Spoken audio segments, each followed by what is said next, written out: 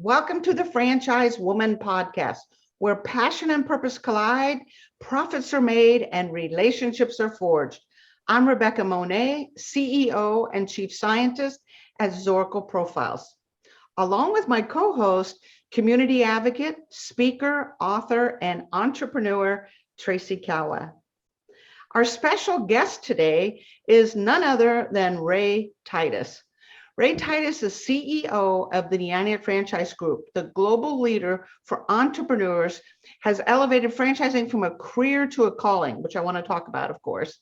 His philosophies on growth, positive attitude, and family influence the core values that have driven success within the brands he has developed from conception to international expansion. Since the beginning of his career, Ray's enterprising spirit was cultivated by a franchise legend, his father, Ray Titus, the founder of Minuteman Press. Their shared appreciation for innovation and resourcefulness, fueled by Ray's determination, laid the groundwork for what has become an established and respected community within the world's franchising industry.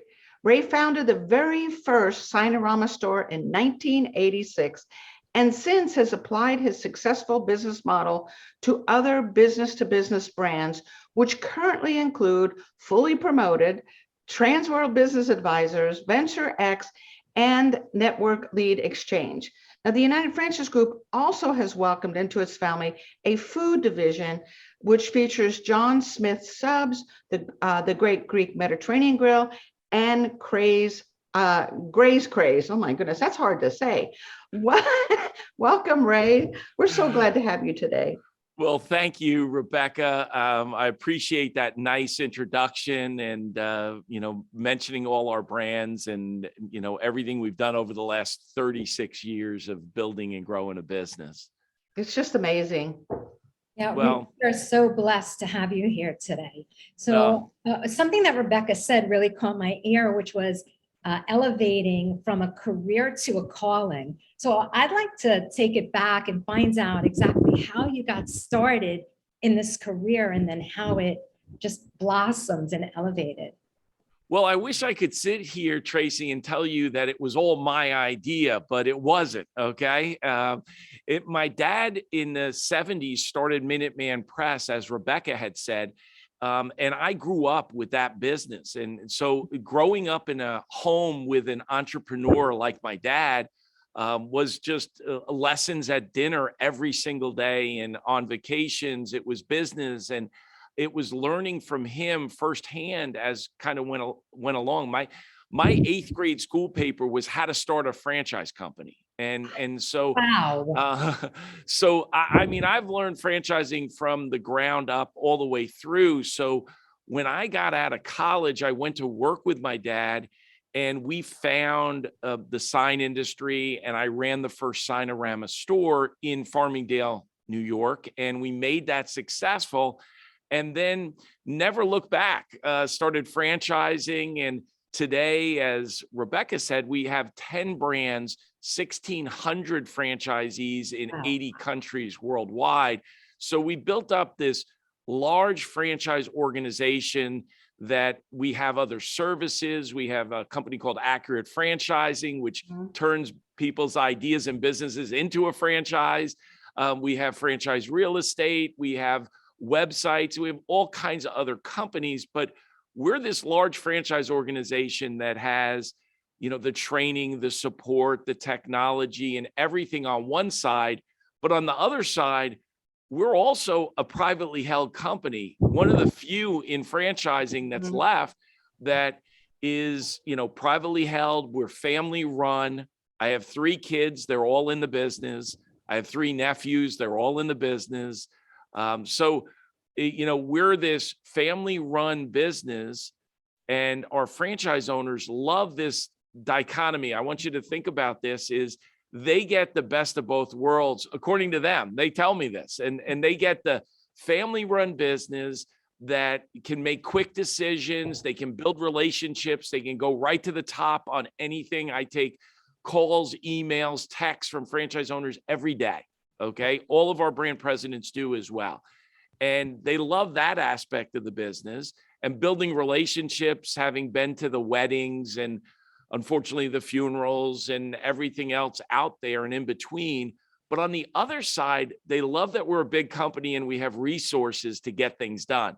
When we need to do a new website or get a new CRM or, hire new staffing, we can afford to do those things. So it's this balance between being big and small at the same time, which is, I think, what makes United Franchise Group so special. Yeah. Wow, I hadn't even thought about that, Ray. You're absolutely right. I think at a core of all of us, we want to be part of an extended family. We want to belong. We want to connect. We want to feel included and special. And so they get that with this kind of family feel. But at the same time, there's this ability to make quick decisions or the resources that allow someone to grow their individual businesses. So it's kind of the best of all worlds. And it is a very rare thing. Usually you're a mom and pa, or you're run by a private equity firm of some sort, right? So you're somewhere. So that's really, really brilliant. So I've seen over the years the franchising industry grow up. I grew up in franchising in the 70s, but having seen the development of franchising go from entrepreneurship and people running their own business and building and growing it to, yes, private equity, as you mentioned, Rebecca, private equity getting heavily involved and even publicly traded franchise companies. So, today in a lot of our brands, we compete with companies that are owned by private equity firms or publicly traded companies. For Venture X and co-working, our two biggest competitors are Regis and WeWork, and they're both publicly traded companies. So we work within that, but I don't take the approach that, we're the victim here because they're publicly traded companies and they have all this money and resources and we don't. I don't think you ever win as the victim. You always lose. So in this case, I look at what are our advantages, where our advantages are we're local, we're run by local entrepreneurs that can make quick decisions. So we have speed on our side. They don't.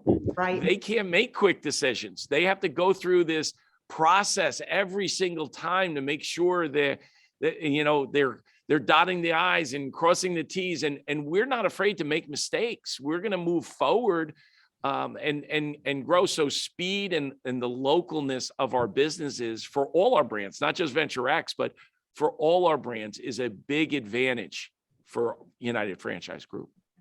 And the word that's coming to mind as you're speaking, for me anyway, is the word transparency, right? For people to be able to reach out, the franchisees to be able to reach out and go right to the top.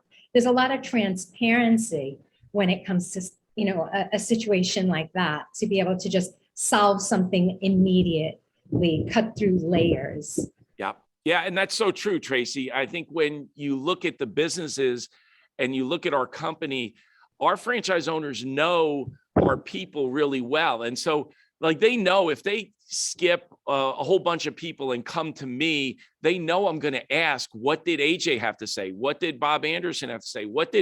And when they say they didn't talk to them, they came right to me, they know I'm not going to hold back. We're very independent. We expect our franchise owners to be the same way. And we get our best ideas from our franchise owners, and then we implement them within the system so they have the freedom to make those calls and make those decisions. But in the same breath, we're also independent. We're entrepreneurs too.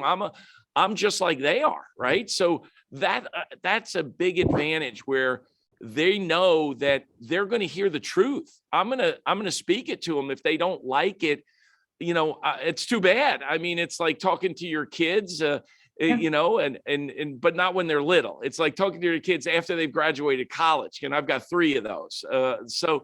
Where they think you're equal, and they are adults, the world will tell them that, but they're always going to be our kids. No matter what, they're still going to be our kids. And so we have to be able to speak the truth to them. Yeah. Yeah, which goes back to kind of what you're talking about here, this family feel, and where you and your leadership team are acting in a mentor kind of role. We care about you like we would care about our children. But we're also going to call you out on things if you're out of line, right? So Yeah. it's the teaching, it's the training upright, it's the encouragement, it's the loving on our franchisees to make sure they get to their full potential. And then this approachability that we have, because we do have that transparent, as Tracy said, an authentic relationship that says you can come to me and together we're going to move through this particular issue. I guess the question I have for you, Ray, is around something that I see as I observe you. I've been observing you for years. I'm a scientist. That's what I do, is I vicariously observe and go, how did he do that? And how did he do that? It's always fascinating to me. But it seems to me this word legacy is a driving force behind you. Would you agree? And how would you describe the legacy that you would like to leave? That's a great question. And it's really appropriate because I know there's a lot of people out there that establish what they call bucket lists, right? I want to go to Barcelona. I want to, spend a month in Italy. I want to, whatever. I want to run a marathon. And I don't think there's anything wrong with establishing a bucket list of things that you want to accomplish or do. I would, and I wouldn't say, but I would say, and I believe in a legacy list. I believe more that I'm not doing it for me. It's not while down the road, it will be my legacy, but I'm not doing it for me. I'm doing it for the next generation. And I think there's too many people that are not willing to sacrifice for the next generation. And I think that there's no shortcuts to that. That is one of those things that you do it over time. And I want to be able to give the next generation and the generation that's coming. I've got my oldest son and his wife, Laura, are expecting any minute. Okay. Their due date was yesterday. Okay. So we have a baby girl, our first grandchild coming. And, I'm already, we've already establishing, college and establishing, a plan that she will be able to make her decisions in her life. And so we're big believers in that you never win as a victim, right? And so you have to forge your own. You have 100% control over everything going forward. Maybe not the circumstances like a pandemic comes, right? We don't have control over that, but how you handle that, you have 100% control over. How you address that. Bad things happen to everyone. Bad things happen to good people. Bad things happen to bad people, okay? And it's how you handle that. Are you going to use that as an excuse, or are you going to use that as motivation for you to take the next step in your business? So over the years, we've developed a lot of these brands. We've partnered with some great people and really established a strong organizational culture and business model that works.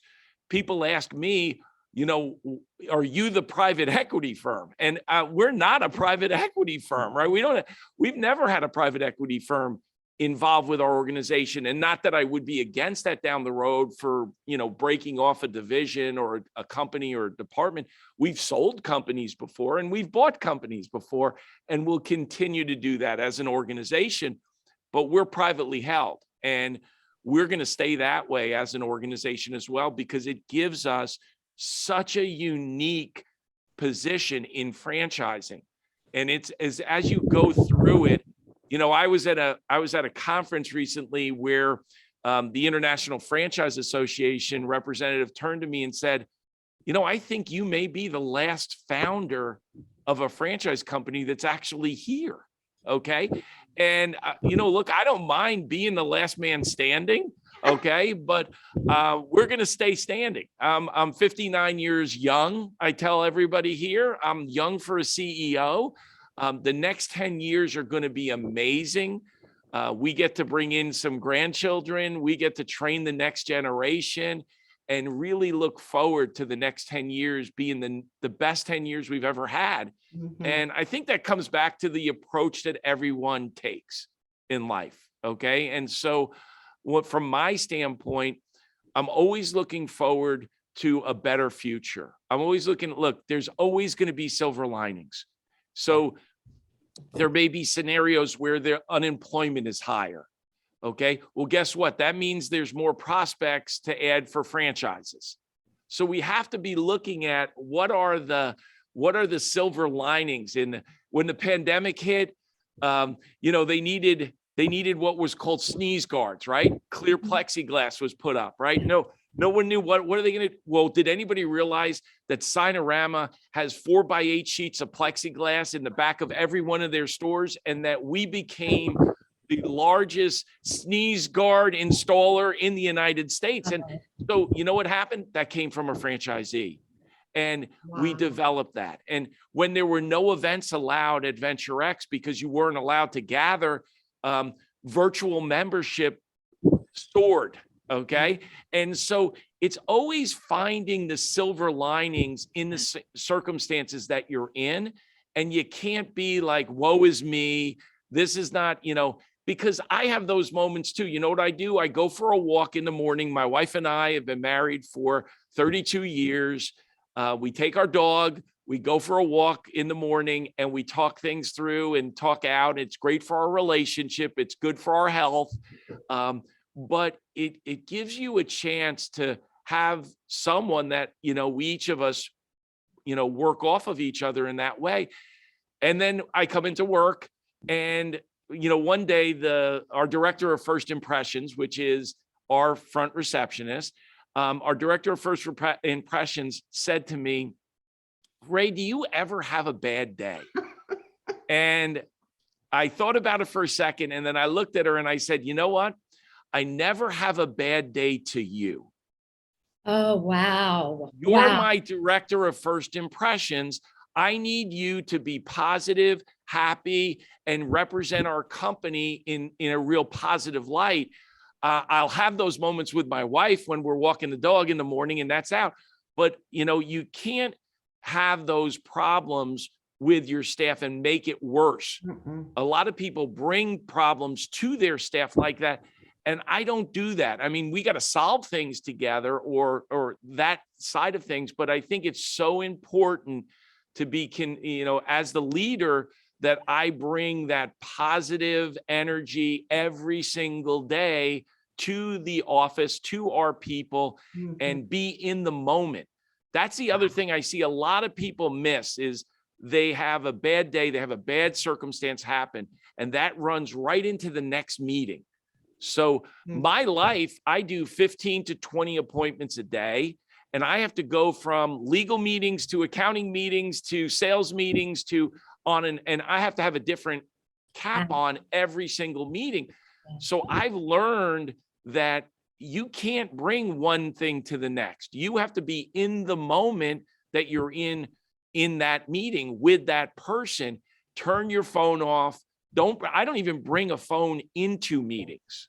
Okay. I don't even bring a phone. It sits on my desk because it's important. The phones are great, very important to all of us, but I don't need that dinging. I don't need that, even in the silent mode, forget it. You still hear it. Everybody still hears it and looks at it. So you got to be really focused on the moment you're in. Right. And so we're here. I'm with you guys. This is it. And I've got, 50 other things going on all around or out there, but it doesn't matter at this moment. It's with you. Wow. I love it. I love it. When my son was little and he had a bad morning, I would drop him off at school and I would say, listen, That was the morning. You're not going to bring that. You're starting brand new right now, walking into school. And what you're talking about, Ray, is the ability to compartmentalize, which I think is so tremendous. So I have a question for you, which is, I'm sitting here wondering, I know you have an amazing skill set. I mean, of course, I would love to see what your profile looks like and, you know, what your Zoracle profile looks like and clone you. But I really want to know in this moment what you think your number one attribute is when it comes to business. I think that it's a great question. And my number one attribute is to consistently always look at the scenarios that happen to us in a positive light, and to be able to look for those silver linings and always turn it into, you know, lemons into lemonade, always looking to make the circumstance in a positive light and positive things that are going on. So, you know, at that, I think is one of my strongest points, is that, and I've always been that way. I mean, even when, you know, I was younger, played sports, I played high school and college basketball, and, you know, I was more of a leader on teams because I could see how I could impact the other players, you know, in a positive light, you know. So, and so it started for me at a younger age in that regard, but I've been able to transfer some of those skills into my business world, and it really lends itself really good to being a good father. Okay, so if we go, you talked about a lesson with your child, which was excellent, Tracy. That was great advice. Okay, every single day. Yeah, you were right. And so every single day when I would come home, I'd come home for dinner, always had dinner with the family. And I always asked the same question to my kids, which was, what was the best thing that happened to you today? Yeah. And getting their mindset around that. And they would always share different stories but getting everybody to focus on the positives out there is so critical in business. So I think too many people try to spend too much time on their weaknesses. You know, this person's bad at remembering names, so they're going to beat themselves over trying to get better at remembering names when they have these other attributes and great areas that they should spend all their time on their best areas. And instead of, it's like when you run a business, don't spend all your time with the C employees. You have A, B, and C employees. Spend the majority of your time with your A employees. They get ignored sometimes by business owners. And that's the biggest mistake I see out there from business owners is you've got this A employee and you haven't gone to lunch with them, or you haven't really dug in with your A employees enough. You're spending all your time with your problem people or your problems, and that's not going to help your business as much. You might think it will, but you're going to soar if you spend more time with your A employees, your best customers, your best scenarios, and focus that way. One of our big things here at United Franchise Group is to become lifelong learners. So as you know, we pride ourselves in being lifelong learners. And that doesn't mean, you know, that, hey, you're done school, you did school 20 years ago, 30 years ago, whatever it is, and we're done with that. No, it means we read. Smart people read. Yes. Okay. I taught my kids that. I tell my employees that. I don't care what anybody tells you. Okay. You want to become smarter. You want to get you want to get better at speaking. You need to read. You need to read some books. You need to go on TED Talks. You need to go to seminars. You need to be a mentor. You need to get a mentor. And so we have this lifelong learning approach that is focused on improving individuals. If you improve the individual and their family, you will improve your company.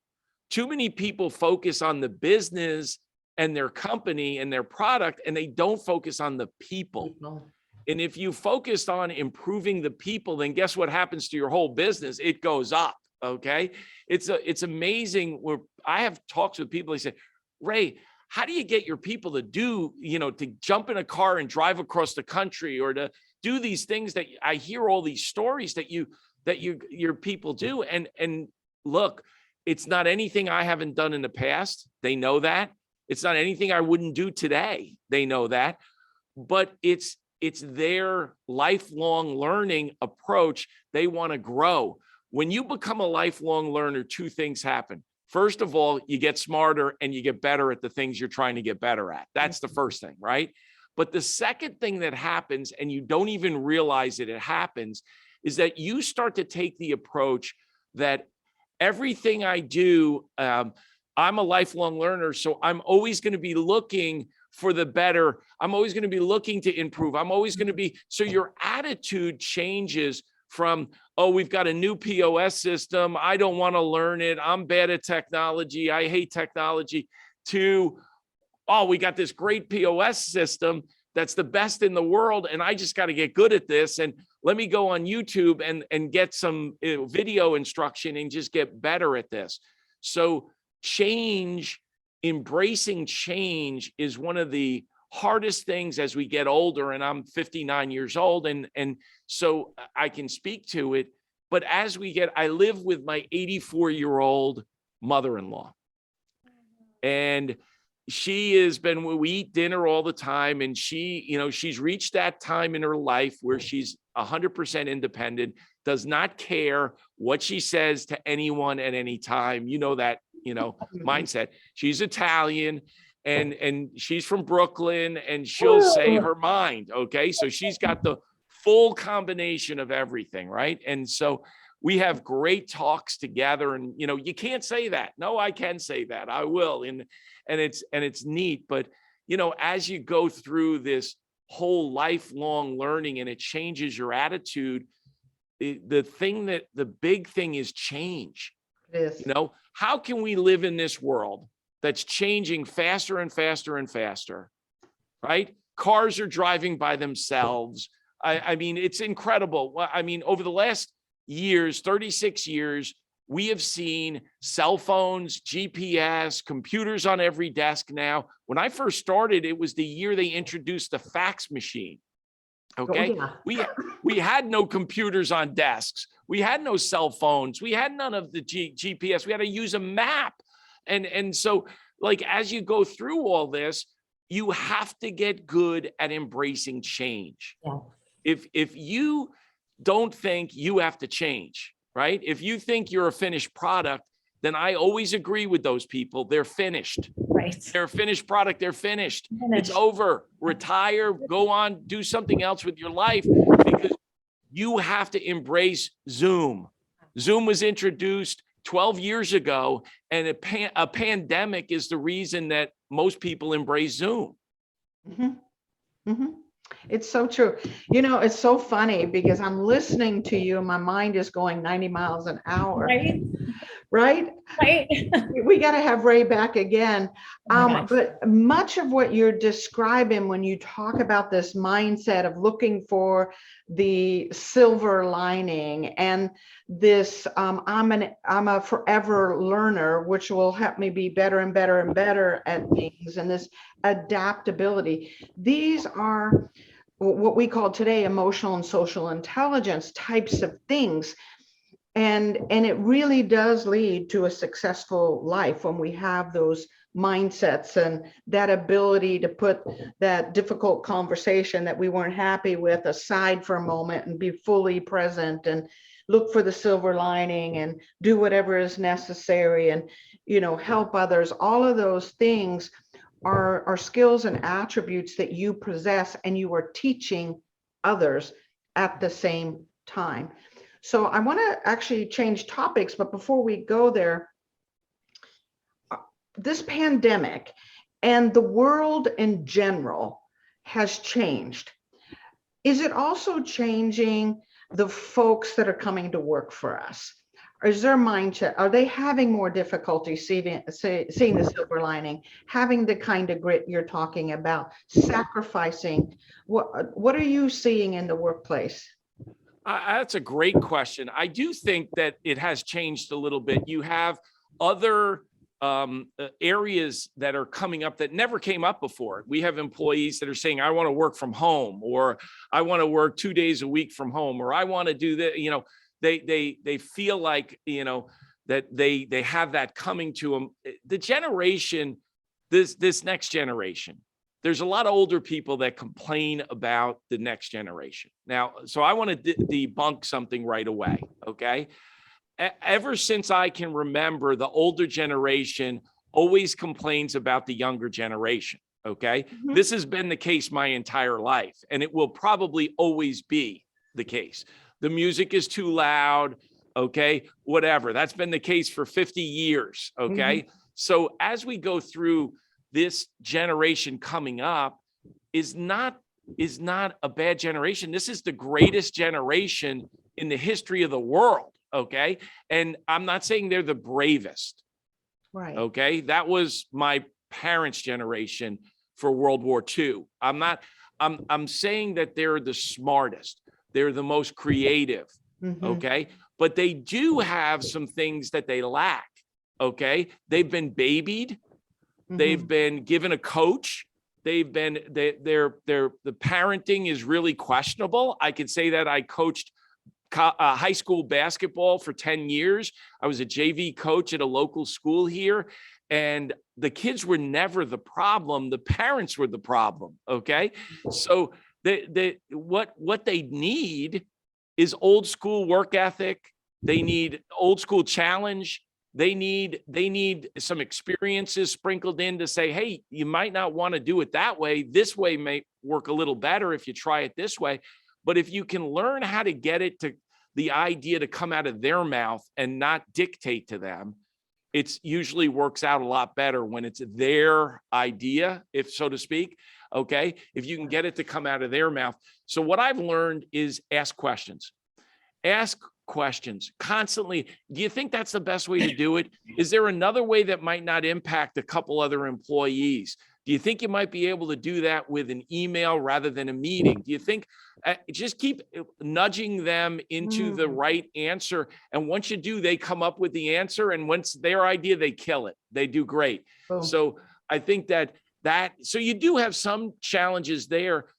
But I balance between old school and new school.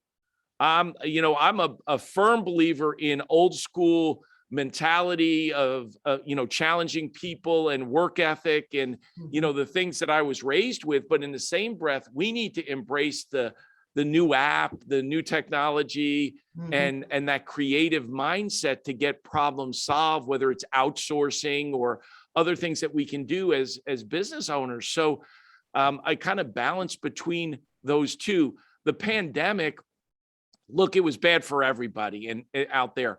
And I don't want to sound like, it didn't affect us or anybody, but I am blessed to live in the state of Florida. Or whether you're a Democrat or a Republican, our governor did an amazing job. And we have really the freedoms to live our lives and run our businesses here. So I never stayed home. I got COVID twice.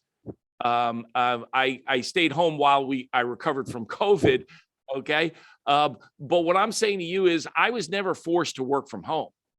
And so we worked and I've been traveling this year.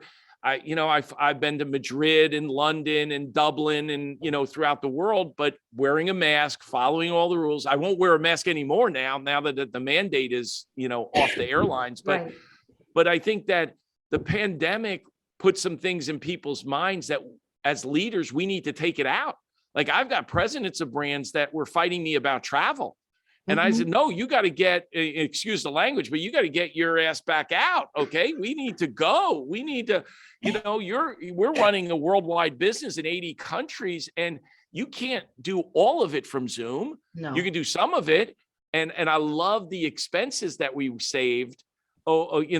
That was great. Like you talk about silver linings, right?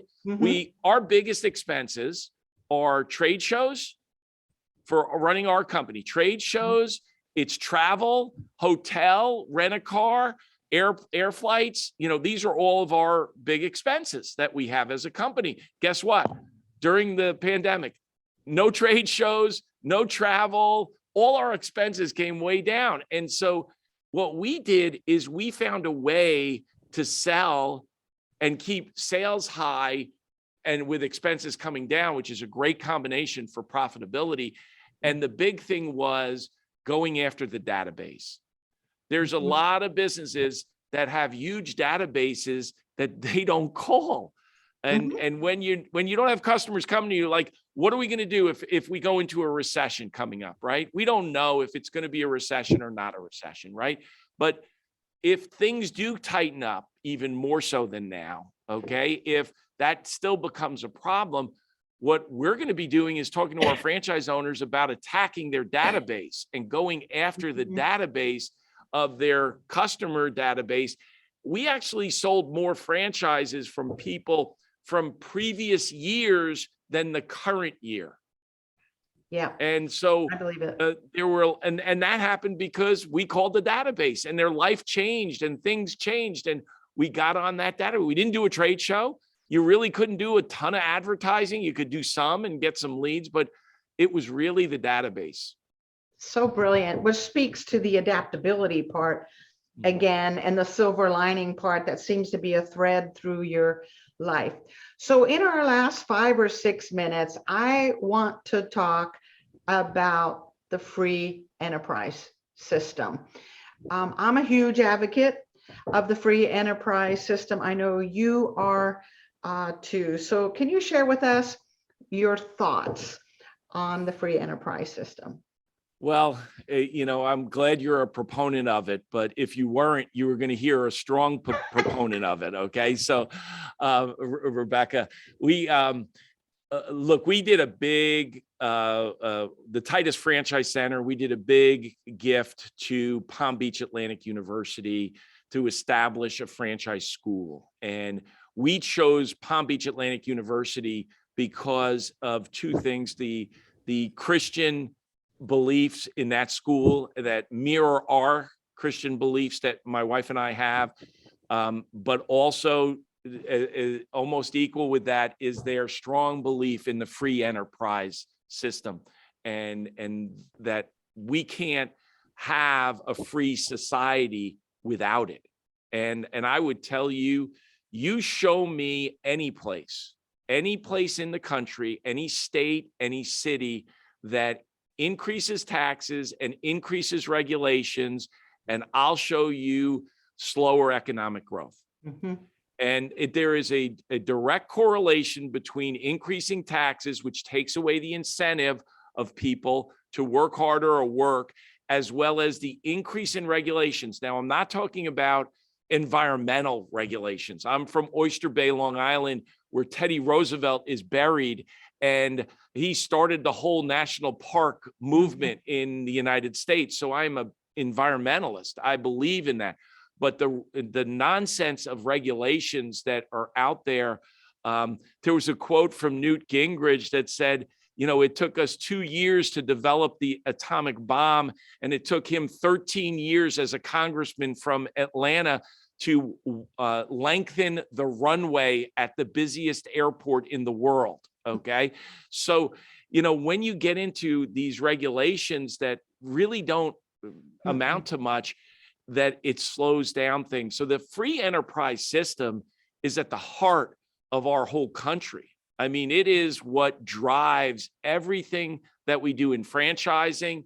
It's what drives the economic growth. It's what creates jobs. It's what pays the taxes.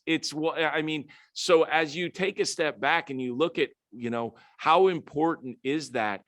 Look, it's always under attack. And we always have to guard it. It's like our freedoms. If you believe in freedom of speech, if you believe in freedom of religion, if you believe in the freedoms, and you have to believe in the free enterprise system. And so there is this push toward anti-capitalism that's out there, and they've turned capitalism into a bad word. And for some reason, some of our younger people and some of the people in the universities and some of the people in media and Hollywood and everywhere else, that they lose sight And I think Hollywood is a great example of individuals that have really strived for greatness and worked so hard. And many of them had other jobs while they were trying out for parts. And so many great examples of that you see, that once they start making obscene amount of money, then they change their philosophy, and that everything that got them to that point, they changed their philosophy. So I think what we need to focus on at the free enterprise system and promoting that is all the good that it does in the world. I mean, the best ideas have come through the free enterprise system. Can you imagine our life today if it wasn't for Steve Jobs and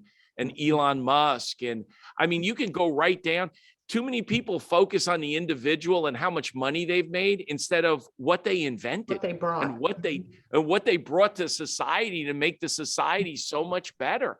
I mean, so if we take a step back and you say, okay, what has worked better? The individual freedoms that, Benjamin Franklin, spoke about, or the government programs.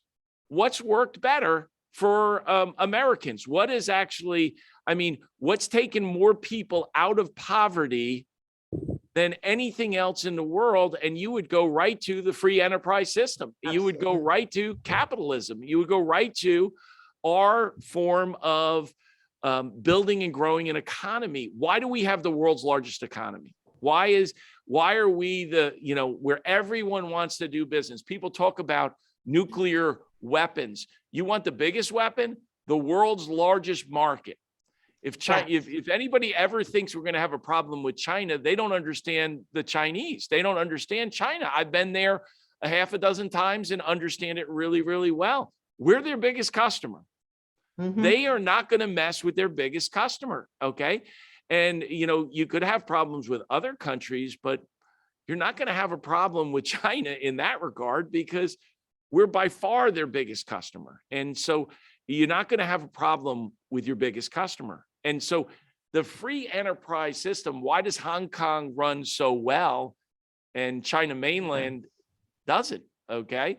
So, you start to look at it, okay, now it starts to be glaring. At the end of the day, there's a reason everyone's trying to come here. What I would say is, where is the place that Americans are going? Where are the Americans running away to? Okay, that's nowhere.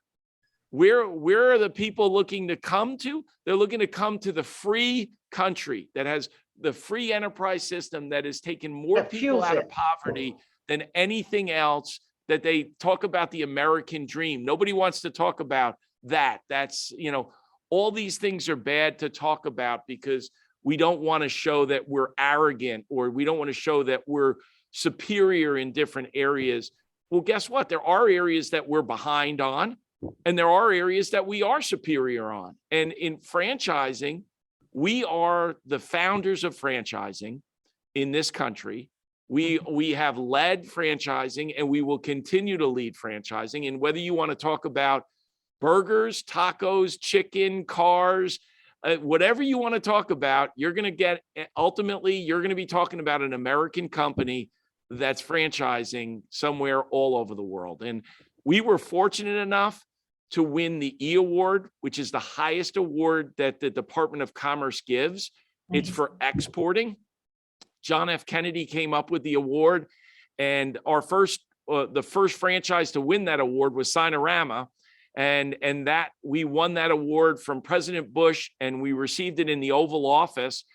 And it was a real great day, and enjoyed that. And we then won it a second time for United Franchise Group. And that was from Wilbur Ross. President Trump at the time was naming a new CIA director, I think. So that was more important, I think, that day. But from our standpoint, we're exporting franchising, and ultimately we're exporting the free enterprise system. Yes. Thank you for saying that. That's what you're doing, is you're exporting the free enterprise system to worlds that may not have experienced the freedom, the liberties, the creativity that comes from that. And of course, one of our favorite words, the legacy that you leave behind for your children and your grandchildren. So we're at the top of the hour. Oh my gosh, Tracy, I just want to go on and on and on here. I don't know about you. Before Tracy does our wrap up, hang on.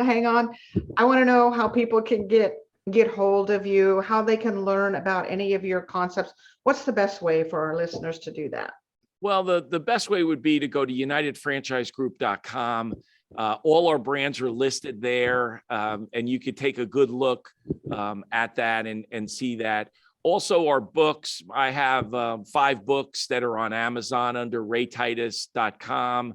And my oldest son just came out with his first book, and it's called AJ's List. And it's the list that I went over when he was a kid and trained him on over the time. And he made each one of those items a chapter. And it came out great. I'm so proud of the job he did with that book. But unitedfranchisegroup.com, and you'll see all our brands. And if you have further interest in learning more about any of them, you just contact the phone numbers on any one of those brands or any of the emails, and we'll get back to you. Perfect. Tracy, your final thoughts. Well, first of all, I am buying AJ's List for both of my boys. Second of all, I just want to say Ray for president. That's it. I'm just saying Ray for president. It does kind of wrap it up, right? Truly. These beautiful, strong values, putting others first, living by these principles. Yep. There's so many wonderful. Transparency, being able to pivot, seeing the silver lining. The list goes on and on. Mm-hmm. Yeah. Adaptability, all of it. Ray, thank you. Thank you. We really appreciate you carving out time. We know how busy you are. I'd like to invite you back someday in the future. So hopefully you'll say yes again. I'll say yes right now. And I just want to thank you for having me on this podcast. And also just to recognize the job that the two of you are doing in reaching out to so many people out there, especially the women out there that you focused on and are impacting lives, and you don't even know it. Okay. So I'll say it, and you don't get that email or you don't get that note, but congratulations on what you're doing each and every day that makes a difference with other people's lives. So thank you. Thank you, Ray. All right. Thank you, the rest of you that have listened in to the Franchise Woman podcast, where passion and purpose collide, profits are made, and relationships are forged. Tune in next week for another episode.